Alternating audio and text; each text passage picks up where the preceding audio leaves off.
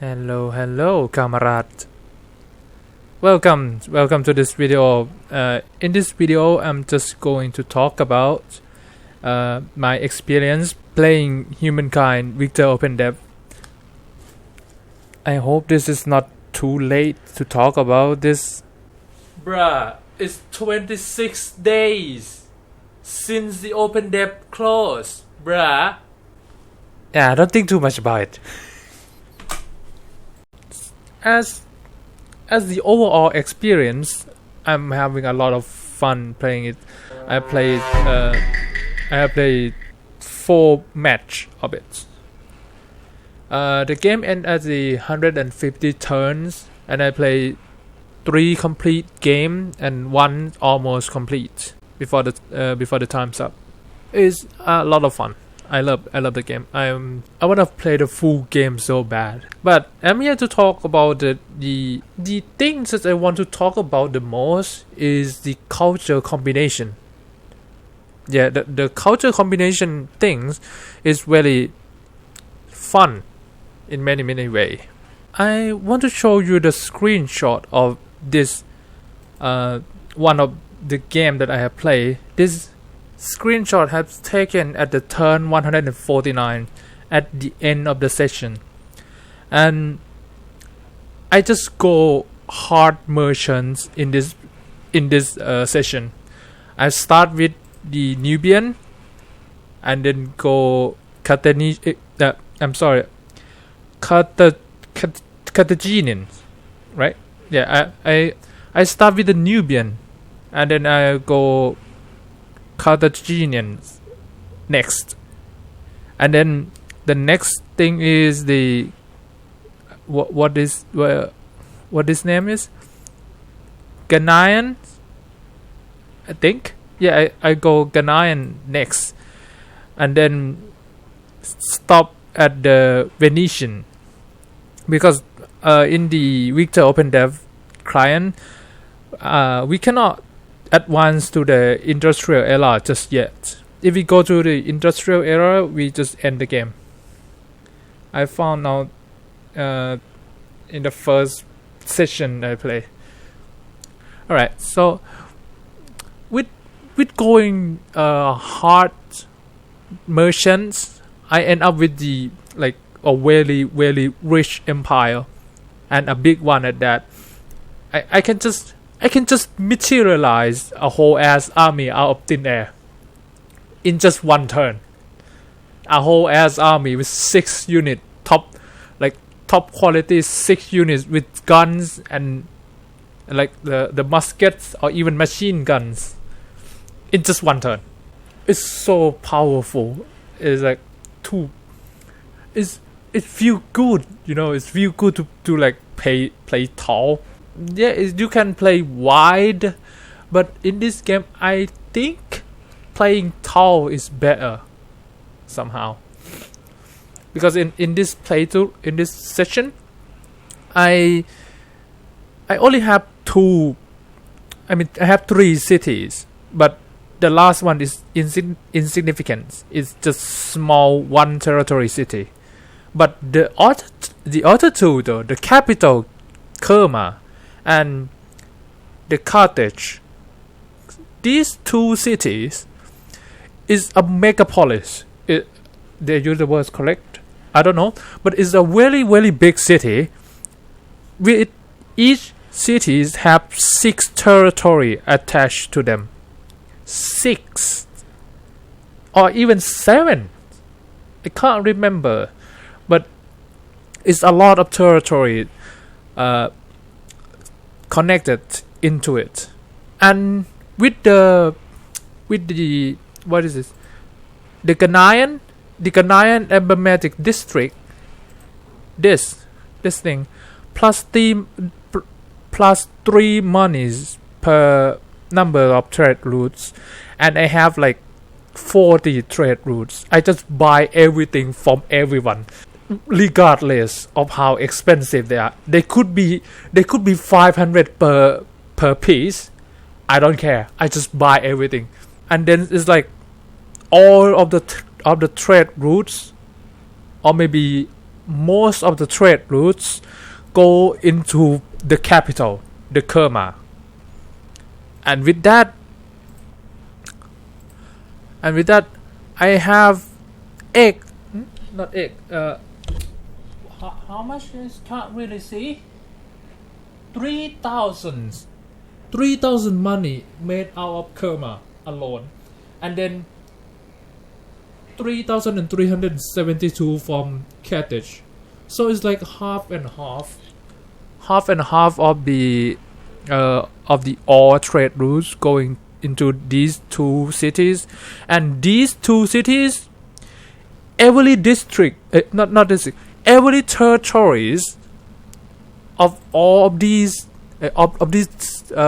two cities have this luxurious market. Every territories have it. And since the trade routes go into the city, right? It's go into the cities. So all of the 6 territories count as one city, and this one city have 6 luxurious markets, and one luxurious market generate 150 money per district, if I remember correctly, and I have 6 of them on each cities, and that would be 150 times 12 is 1,800 money per turn out of these thing alone, out of just luxurious market, and that's sweet, very sweet. I just become the richest nation in the world in that session. And then there's another session, which is the session that I have recorded, I guess. In this third session, I'm thinking, maybe I just want to be something else. I mean, this time, I don't want to be merchant, but I want to be a scientist. But at the start of the game, I just hate to be slow in building or making monies. You know, if it just go Babylonians, yeah, I can be scientist at the beginning, but it's just slow building. And I don't know, man. I just want to be a builders at the beginning. You know, I just want to have big cities before I can be scientist. You know, so at the start, I start as Egyptian, if I remember correctly. Yeah, I start as Egyptians, and then I go Carthaginians, right? But here's the thing.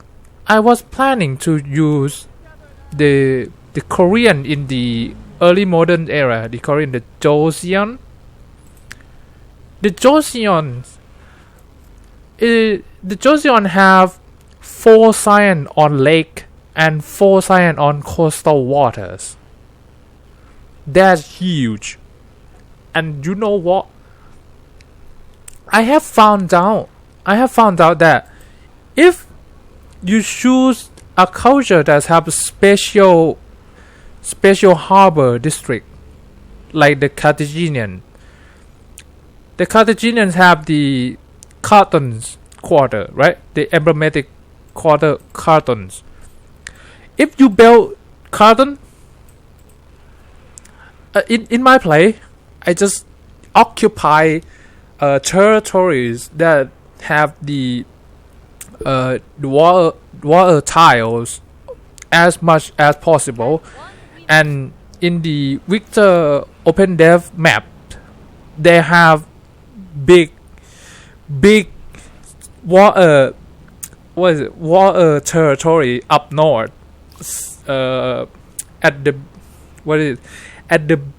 the spawn that you spawn into. If you go up north, you will find like islands around there. There's a water tile, like so much. And I was thinking, alright, I have this carton. I just build cartons on every territories possible. Build it everywhere, right? And the thing that I have said that I have found out is that if you choose the culture that have special harbor district, right, and then you move out of that culture, in this case is the Carthaginian, which is right after the Egyptian, right? As you move out of the Carthaginians, I just choose it can be whatever in the medieval era, but my priorities would be is either Frank or Ghanaian or the Khmer, because it fit me the most.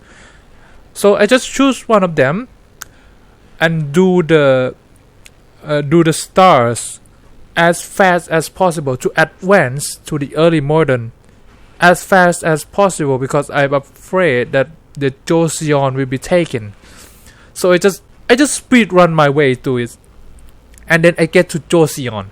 Now, with the cartons that have already built on every territories possible, and since you have moved out of the culture that have special harbor quarter, now you can build another quarter, another harbor, a regular harbor. So I just built another harbor on every territories possible. Now with the cotton and the normal harbors, the scientific output is just huge. It's really huge. Absolutely. And not only the it's not only the science, but it's also food as well, since you have 2 harbors. And with this science power, I have become the most advanced civilization in the world on that session. I just go around using machine gun to like a medieval swordman. or even artilleries. I have researched all of the technologies around the turn 130 to 140, more than 10 turns before the game ends. All the technology has been researched. I am now the most advanced civilization in the whole world, and I'm going to bully all of you with artilleries. Yes, I just use artilleries and machine guns. Boy, it's powerful when you know what you're doing. It's very powerful. Oh, and if you play like something else, like not what is it? Let's just go back to the second playthrough of mine, the hard merchants, the all the way merchants. But when you go all the way merchants, you will end temporarily being a end of being a merchant temporarily at the Venetian, because in the industrial era currently there is no merchants in the industrial era. So the most suitable one that I am thinking is the Siamese or the Siam, which is my country, Thailand. The Siam, they have the ability of generate 3 industry per traders on all cities. And since you have gone hard merchants previously, so you going to have a lot of traders, right? And if you switch to Siam, you have additional industry, like more industry, and then you also have the floating market or ตลาดน้ำ, the floating markets. And when you build it, you get money per population, just simple as that. And industries and emblematic unit. This is funny to me when I see it in the for the first time. The Gatling elephant. Like, really? Gatling elephant? Really? I don't even know we even have that in the. I mean, do my people have Gatling elephant? I mean, it's look cool and it's also look funny at the same time. I don't know. I think you can train the elephant to withstand the sound of the machine gun right above their heads, next to their ears.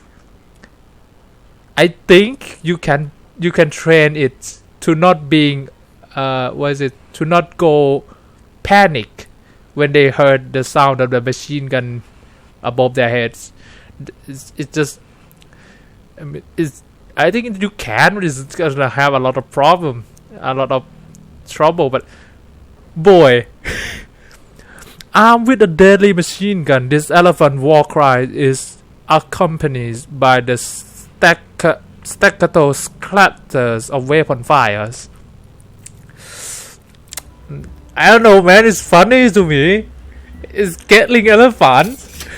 I know that we use elephants as the war mount a lot in our histories, and it's like the sign of power when you use elephants in the war. But boy, Gatling, I can't get over it. But I appreciate the Siam in this game. I appreciate it that you put them in this game. Love it. I own almost, if not all. I mean, aside from the new dungeons, what's it? Endless Dungeon. Aside from the Endless Dungeon, I think I own every games this studio have. I love this studio, and I love this game too. Love it. Okay, moving on. So you switch to Siam from being the hard merchants, like fleshly out of Venetian. You go Siam, and then if you want to continue being a merchant, you just go back to Chinese. So you just switch to Chinese to become merchant again in the contemporary era. That would be good too. But in my play though, in my play, since we have moved, if I were to play like in the another session, I would go the Jason strat again.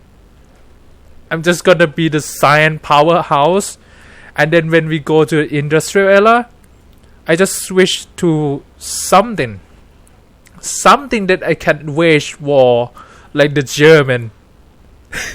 For example, the German, or maybe the British, who knows?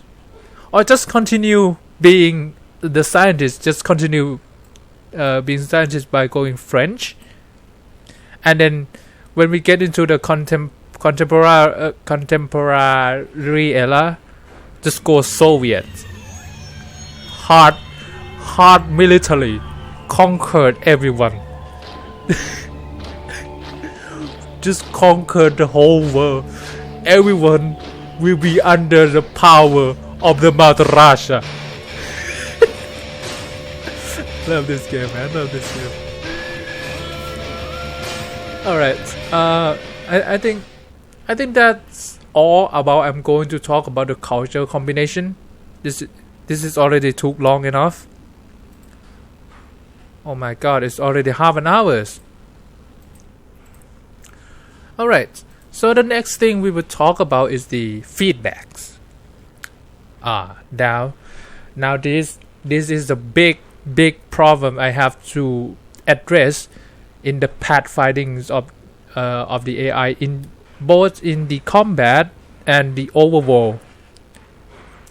In the path findings in the world maps is the problem will appear when I start exploring by using ships, right?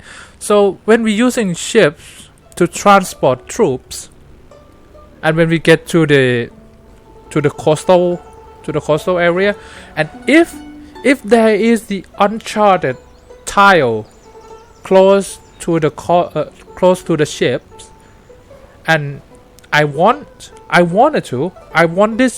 this ship, the troops, the infantry on this ship to get on the shore immediately in this turn, like right now. I click on the land tile, but the pathfinding system will see the uncharted tiles that's close by as the alternative routes, because it's calculated the uncharted tile as one movement point. And since I'm going up the shore, right, I'm going up to the land, it will consume all of the move points, right? So when it's consume all the move points, the pathfinding system be like, no, go this way. You're gonna go around this land into the uncharted tile, and now you're on land. This way is faster. No, because if I do that, I just lost the opportunity to get onto this land in this turn. And this happened before because I can't get up the land because of the uncharted tile, right? So I have to go to that uncharted tile for it to reveal the terrains and stuff, and then get back to the previous position, and now go up onto the land, because now it see that around here there is no other place to be on this tile, on this tile. Now this is the shortest, the fattest, which is going from the water onto the land. Now it's just waste of time. It's waste of time. And this happened before when I found out that if I were to faster for one turn, I could set an outpost on this territory. But due to this pathfinding problem, I am one turn late, and the AI have took the land. And it's just annoying. It's really annoying. And it's not just this. It's not just this. I just want the ability to like force the unit to go in a straight line if possible. Like nothing considered, nothing other than straight. You just, I say you go up the land, you go up the land. There's no like going around this way faster. No. And if I'm already on the land and I want to go straight, like even if there is a forest in front of me, and the system be like, you go around the forest will be faster, but no, I want to be in the forest. I just want to go through it. I don't care. I need that ability. It's like in the space, in the endless space. In endless space game, you going around each node by using star lane, right? But if I place control and then right click to order the unit to move, it will go in a straight line regardless of what it will, regardless of how long the turn will take.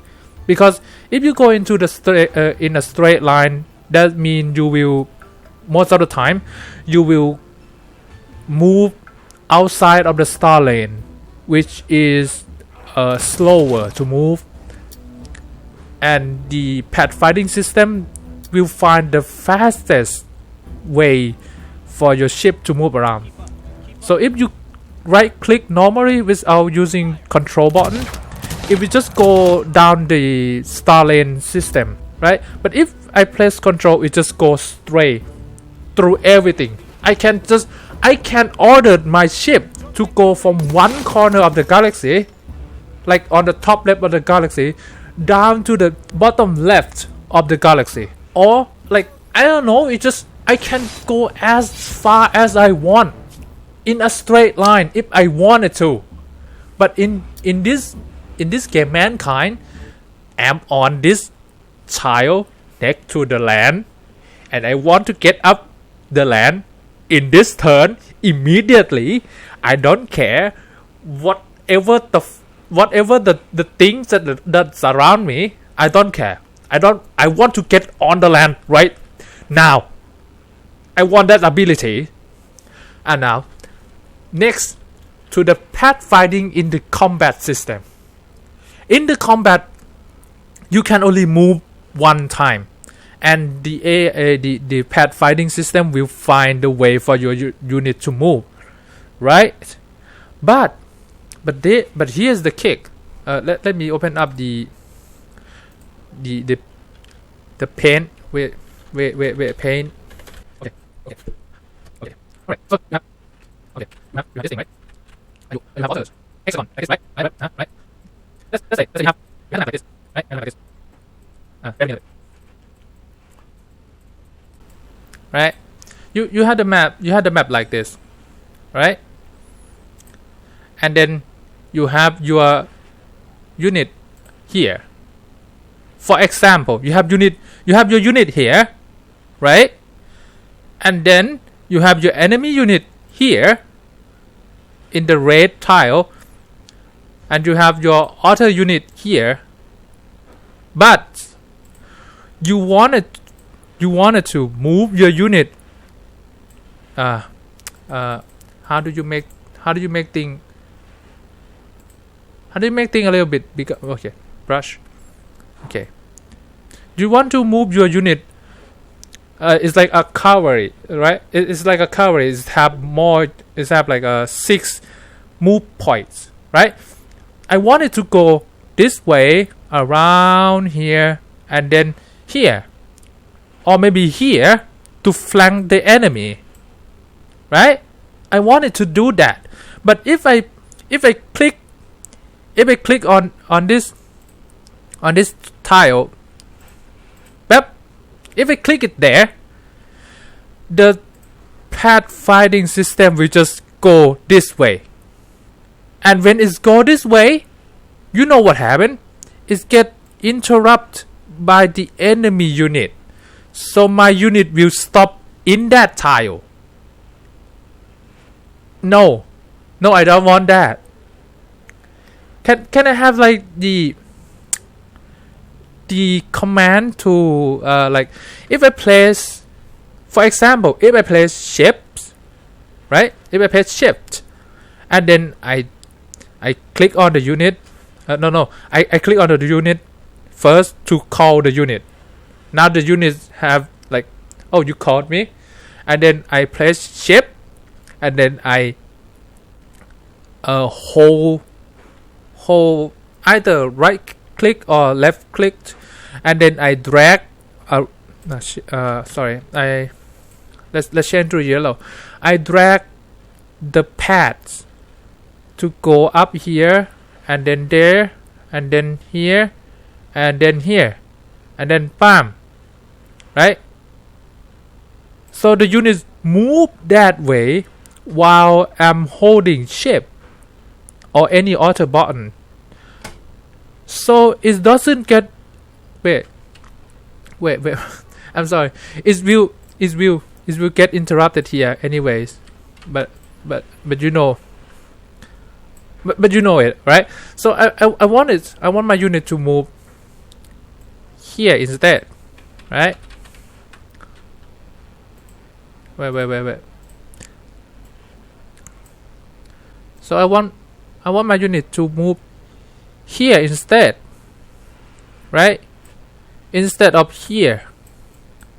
No, not here, but here. You see, right? You understand, right? I assume you do. But this is what I mean. So I want them to move as I want it to. I want to flank the enemy. And since I already moved the first unit into this yellow tile, right? This yellow tile, I have moved my unit there. And if I have another, like say,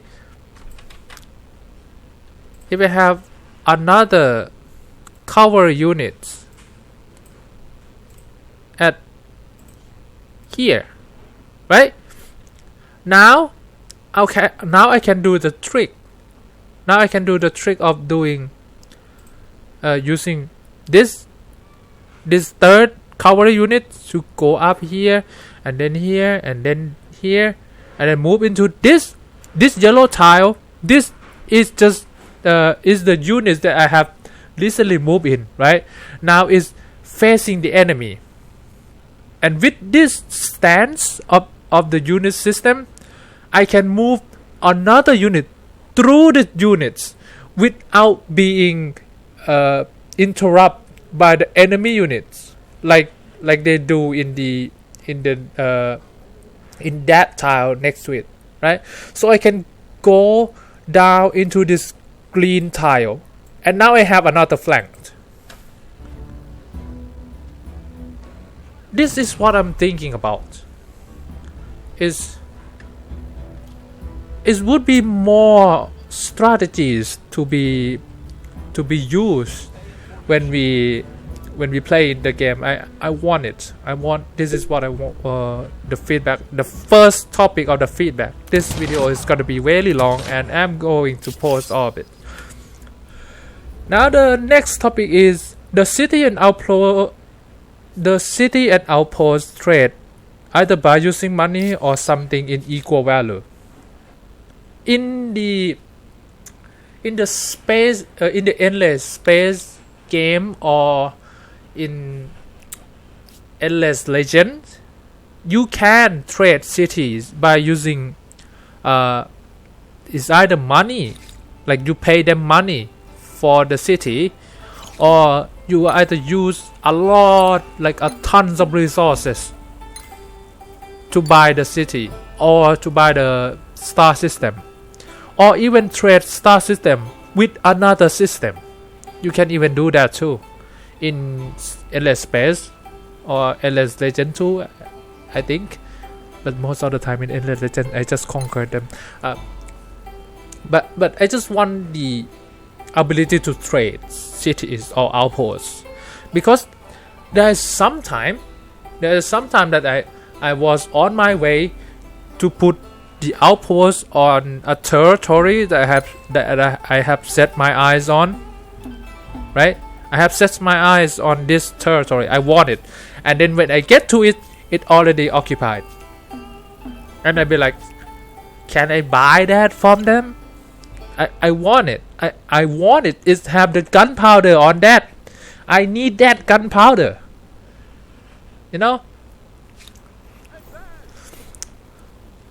That's one topic. And now the third topic, more trade option, like money to buy technologies.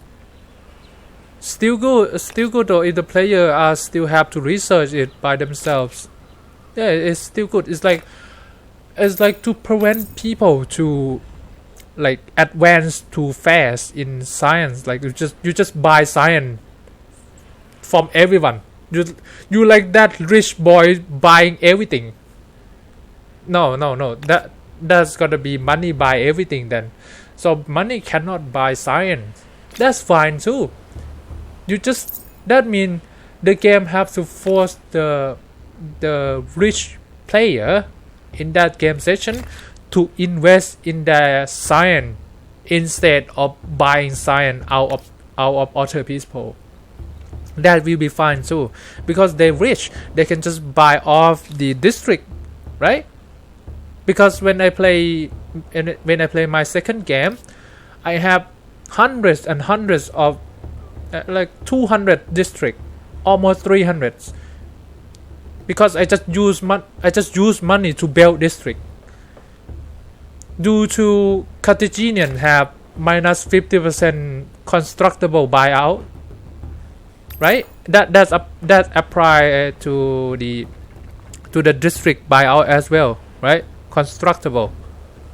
So I just throw my money on cities, building everywhere.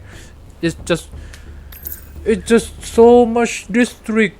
I'm a rich boy. I can buy whatever I want except science, and that's fine too, because I just use money to build science quarters everywhere. Still, I accept. Wonderful. And with that, next topic. It's good that I can change the name of my religious, and you know what, Bear? If I can put like a little short description of my religious, and this is my religious name, and if I can put the description of it, it would be like this: a short description. I'm a fucking degenerate. Okay, next, map customization. I mean, when we create the map, I think it's gonna be like the LS Legend, right? Where we can set up the map, what it's gonna look like, what is gonna be Pangea, that just big land that, and you just land battle all the way, or it's gonna be balanced, multiple continents separated by seas, or sometimes connects, right? Or it's just oceanic, just islands everywhere, or some kind of that. I want that map customization, and I want the option to set like in the Endless Legend still the anomaly frequency. I just want to crank that up. The anomaly is like the geyser, hot spring, what is it, black soil, volcanic ash, those special tiles that give either more production, like, or more food, or more science. Yeah, I love those things. I love it since I play Endless Legend. I love the anomaly tile. I just crank the anomaly up max, and now it's anomaly everywhere. I love it. The mineral rich anomaly tile, that thing is superb. I love it. The mineral rich, yeah. I need that. Not that I just want, I need it. I love it. I want more, because you know what, more anomaly is mean more outputs, right? If you have like a land full of geysers or hot springs, slap the scientist quarters on that bad boy, like, and bam, you have science output boost by those 3 or 4 or even 5 hot springs. I love that. I absolutely love that. Alright, and then there's next topic. Connect artisan quarters. Now this another big question. Not big question. Another big things, big problem about the city buildings. Because in the, what is it? I want my city, when I build my city, look at this pictures of the Kerma I built in my second session of playing this game. You see, Kerma, I have connect every every territory by using city district. You see, I have connect everything from the capital all the way up north, next to that natural wonders, and even in the south, I connect everything because if I have this city improvement walls, when I connect things, the wall from the capital will connect onto those things that have connect to the capital, right? And when it's have walls, it's now prevented from being pillaged. If I understand correctly, if the city tile or artisan quarters tile have walls on it, it cannot be pillaged unless the wall has been destroyed by either artillery or I think it's only use artillery or maybe battering ram, yeah, to destroy the wall. And once the wall has been destroyed, the unit can walk into the city tile and now pillage it. But it also move into the cities because the wall has been broken. I have experienced the breaking the wall before, so I think I understand how it works. But I digress.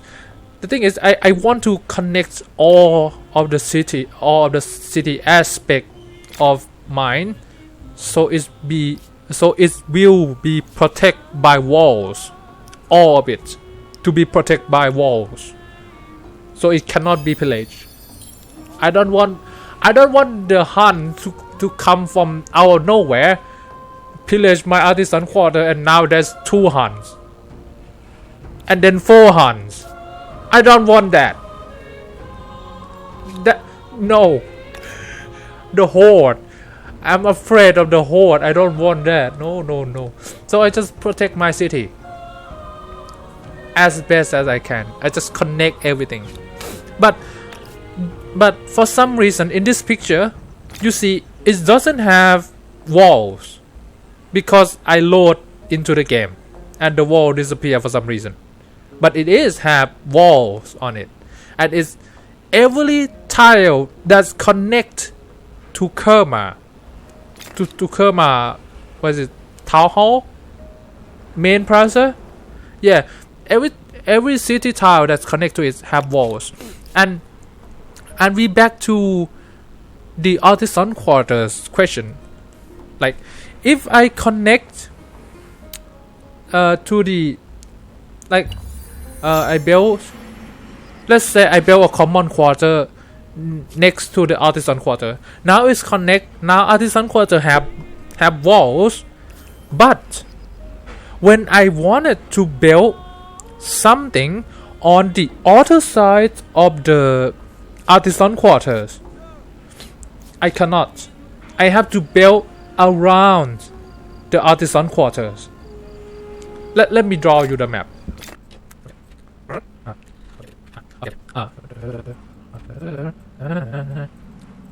me draw your map. It's not gonna be good, right? All right. Now, I'm gonna write this. Okay. Let's say in this tile with H in it, that's the main plaza, that's the town hall, and then with this A, this is the artisan quarters, and this C, that the C, okay. This C, this C tile is the common quarters tile, right? And if I build like this, now it's connect. The artisan quarter have walls as well, right? So it's now protect. So when it has been protected, it will be yellow, right? Now it's being protected by walls. But when I wanted to build something, let's say I want to build another quarters here. No, I cannot do that. No, I cannot do that. I have to build around it like this to be here, you know, to be here, and that's a stretch. Or there's another option, or I can just build on top of the artisan and destroy the artisan in the process. So now there is no luxury resources output of that artisan tile. But hey, I can build it here now. No, I don't want that. I don't want that one bit. Because in the still, I'm gonna mention Endless Legend again. Because in the Endless Legend, if you build a district on top of the luxury resources or even strategic resources, that district become both normal district and artisan quarters. So it still generate luxury resources or strategic resources while being a normal city tile. Still, that's great, because I don't have this problem. There's that one time. Let's go back to the. You will see that there is a mountain with nothing but rocks, and there is one mysterious, unknown strategic resources tile in that territory. You remember? Right? And when I built my city there, I want to cover the rocky ground with maker quarters to boost my industry, right? But in the way of building this, there is that strategic resources tile that I have to build maker quarter on it to keep moving forwards, to keep expanding. And when I discovered what is the strategic resources is, it turned out to be coal. It's the industrial era resources. So I have to destroy maker quarters to make the coal extractor there. Why? Why can't it be two things? Or not two things. Yeah, if I want coal extractor, yeah, I destroy the maker quarters. Understandable. Destroy it and build coal extractor instead. But I still want to expand my city. I still want to expand here. I don't want to go around it. It just waste of time. I go around it. What do I get? Nothing. It's like, let's say this is not common quarter. These are makers quarters, right? And then there is forest. And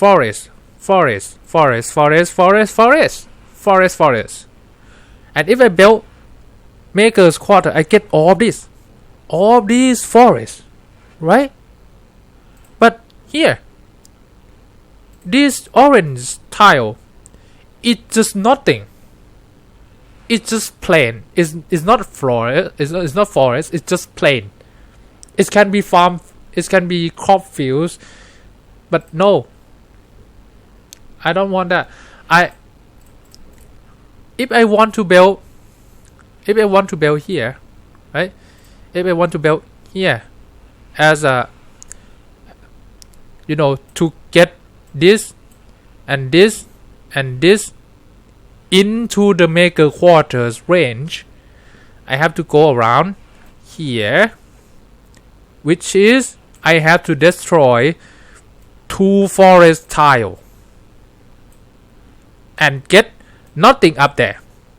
There's no forest up there. Maker quarters do nothing up there. Why?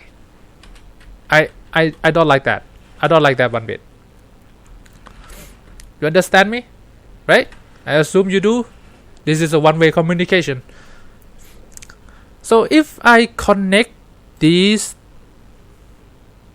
to the artisan quarters, the artisan quarters become part of the city district. Now I can build something out of the artisan quarters, either there or even there.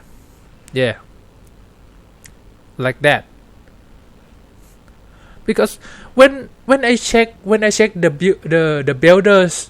builder quest for the star, right, it count artisan quarters as building a district in the builder quest. I remember that, I see that. But since it counts artisan quarters as a district, then when I connect it to the city, why is not become part of the city? Why I can't build out of the artisan quarters? The garrison is understandable because it's garrison, it's military. Holy site is holy site. Whatever, I don't really care about holy sites. Holy site, I just placed holy site in the most insignificant place whatsoever, like in the least productive tile possible, usually in the far off in the corner of my territories. The holy site can be there. It generate a lot of science and influence and stuff. I love that. But aside from that, it can be placed anywhere anyway. So I'm just gonna place it somewhere that is not gonna get in my way of building cities. I love building cities. I love it. And since I'm a maniac who love to collect anomalies in the Endless Legends, I just build my cities like a starfish, or like a long ass cities. I just build a long ass city to collect all of the anomalies in my city's exploitation range. I just build all that. I love building. I love building a lot. I can't stress this enough. I love it. I want this to be. I want to be able to do this. To just build off of this thing. Okay. Now, next question. Next thing. Alright, next. The last topic to talk about in the feedback. Anomaly Preserve. You see, when I build a district on top of something like the geyser or hot spring or cave generates science as well. So when I build things on it, it destroys that natural anomalies things. It's destroyed into nothingness, and then houses or makers quarters or whatever. I don't want that. I want it to be preserved. I have two ideas. First is when we build on top of it, it still remain there. Like it still contribute into the output of that tile still. Or you have something like parks. A park tile is a special kind of city district, I guess. You build on top of these anomalies to preserve it, and then I can build out of that thing, like in the artisan quarter case, like that. I just want to keep that hot spring because it look nice. That is the only reason. But if you're thinking, if it's just to preserve the tile and do nothing else, what's the point of having it? So I was thinking, maybe it's something like a tourist park, right? When you build it, you preserve the thing, and then maybe get rid of the the production output, like the food production and the industry production out of it, because now it's being preserved. People can't get in there and do farm or collecting things out of it, right? People can't do that anymore. So get rid of the food and industrial production, right? But it's instead generate influence a little bit, money a little bit, and then science is generate these three outputs instead, because it's now a tourist park and also can be a science park as well. You know, it's like hot spring or geyser. Now it's become something scientific parks, right? It's like tourists, the people in your cities come to visit this park, going around and like gather knowledge of this place. Oh, this is the geyser, is do this and that, it's the thermal energies and blah blah blah, and now they gain knowledge, they gain science. It boosts a little bit of science in your cities or something, you know. I just want to have it look nice. I don't want it to be destroyed. Or you just go with the first option. You just make it remain, make it be make it there when you build houses or make a quarters or anything on top of it. Aside from wonders, if you build wonders on anything, you clear that place into an empty tile and build wonders on it. It's not like, I mean, let me mention Endless Legend again. In Endless Legend, there is wonders, right? The Museum of Oligarchs, the what is this? Those things that you can build once in the whole world in that session. Those things can be placed on Anomaly, and Anomaly is still not destroyed. Anomaly is still there, still contribute into the city. It's still there. I love that. I can't stress this enough how much I love the Anomaly. Even I play Endless Space, I just crank up the curiosity up to max, because more curiosities, more anomalies. I just crank everything up to max. I love it. And now that's the last topic to talk about in this feedback. And if you still listen to this point, thank you very much.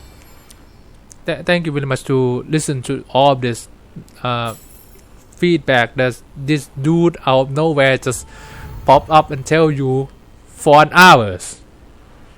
I think this video is already an hour. Yes, hours. Thank you very much. And I hope I contribute into your developing. And thank you for listening. Bye bye.